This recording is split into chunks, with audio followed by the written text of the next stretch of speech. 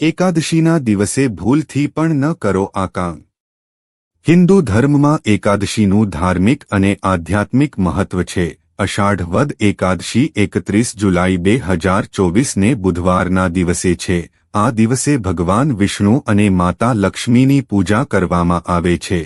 પરંતુ આ એકાદશીના દિવસે કેટલાક એવા કામ છે જે ભૂલથી પણ ન કરવા જોઈએ। તો ચાલો જાણીએ એવા કયા કાર્યો છે જે એકાદશીના દિવસે ન કરવા જોઈએ। એ જાણીએ તે પહેલા આ વિડીયોને લાઇક કરજો, ચેનલને પણ જરૂરથી સબસ્ક્રાઇબ કરજો।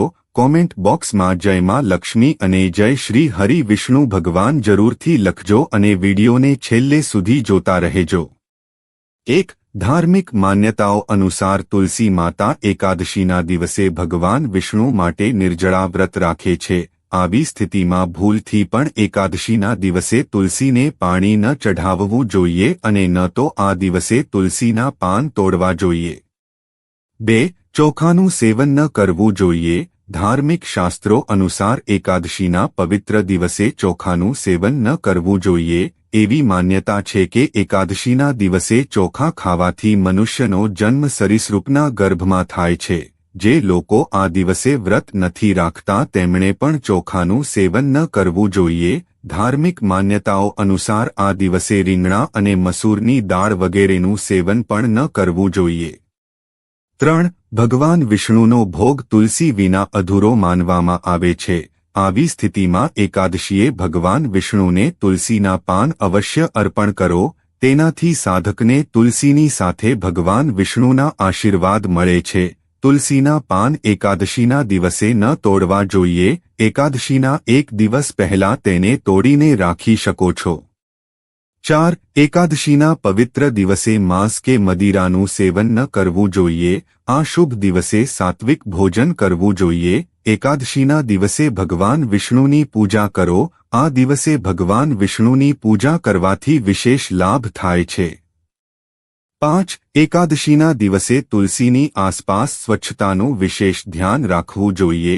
તુલસી પાસે બૂટ કે ચપ્પલ અને કચરાપેટી વગેરે ન રાખવી જોઈએ તેનું પણ ખાસ ધ્યાન રાખવું। આ કારણે દેવી લક્ષ્મી તમારાથી નારાજ થઈ શકે છે, જેના કારણે તમારે પૈસા સંબંધિત સમસ્યાઓનો સામનો કરવો પડી શકે છે। 6. એકાદશીના દિવસે વિષ્ણુ ભગવાનની પૂજા દરમિયાન વ્રત કથાનો પાઠ કરવો જોઈએ। કહેવાય છે કે આ કથા સાંભળવાથી ભક્તના તમામ પાપો નાશ પામે છે અને મૃત્યુ પછી તેને વિષ્ણુલોકમાં સ્થાન મળે છે। 7. એકાદશીના દિવસે વ્રત કરનાર વ્યક્તિએ સ્નાન કરતી વખતે ઘણી બાબતોનું ધ્યાન રાખવું જોઈએ। કહેવાય છે કે આ દિવસે સ્નાન કરતી વખતે સાબુ, તેલ, શેમ્પૂ વગેરેનો ઉપયોગ ન કરવો જોઈએ। મહિલાઓએ પણ આ દિવસે વાળ ધોવાનું ટાળવું જોઈએ।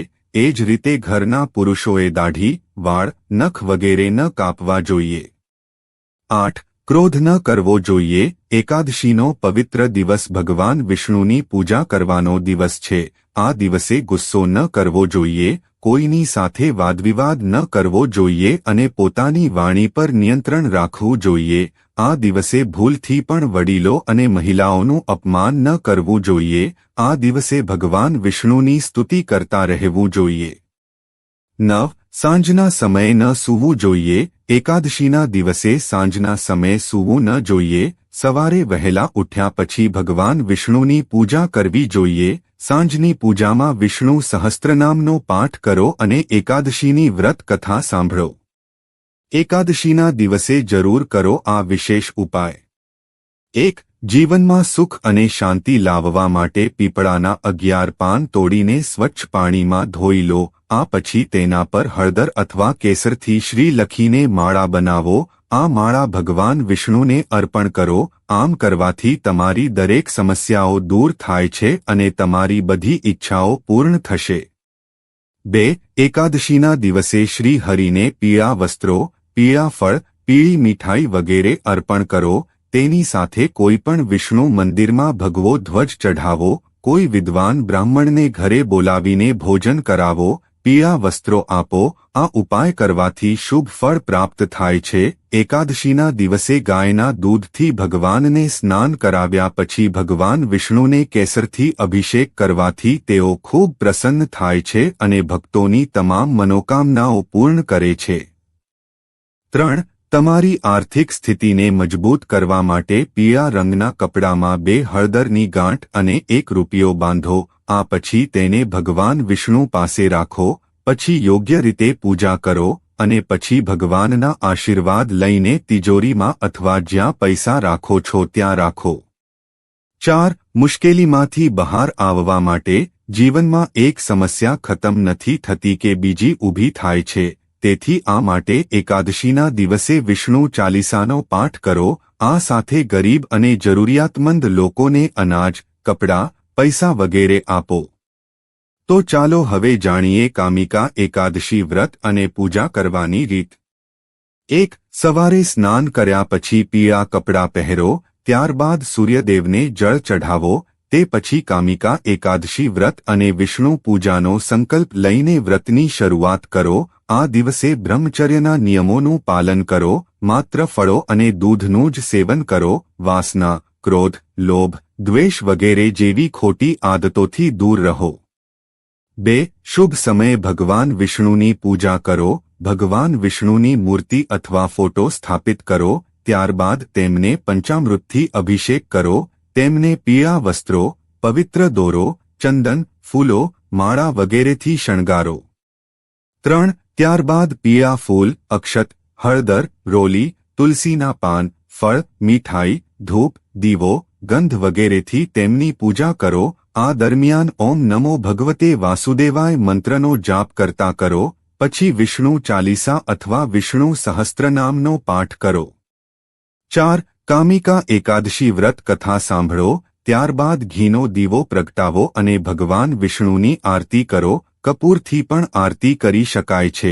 પૂજા કર્યા પછી ક્ષમા પ્રાર્થના કરો અને તમારી ઈચ્છાઓની પરિપૂર્ણતા માટે આશીર્વાદ લો। દિવસભર શ્રી હરિના ભજન, કીર્તન વગેરેમાં સમય વિતાવો। સાંજે સંધ્યા આરતી કરો। પછી રાત્રે જાગરણ કરો। બીજા દિવસે સવારે સ્નાન કર્યા પછી પૂજા કરો। તમારી ક્ષમતા અનુસાર દાન કરો।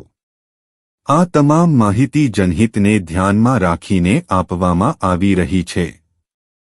તમારી આસ્થા અને માન્યતા મુજબ જ્યોતિષ અને ધર્મના ઉપાયો અને સલાહ અજમાવો। વિડિયોનો હેતુ માત્ર તમને વધુ સારી સલાહ આપવાનો છે। અમે આ સંબંધમાં કોઈ પણ પ્રકારના દાવા કરતા નથી। મિત્રો, જો તમને વિડિયો પસંદ આવ્યો હોય તો લાઇક કરો અને સબસ્ક્રાઇબ કરો। આભાર।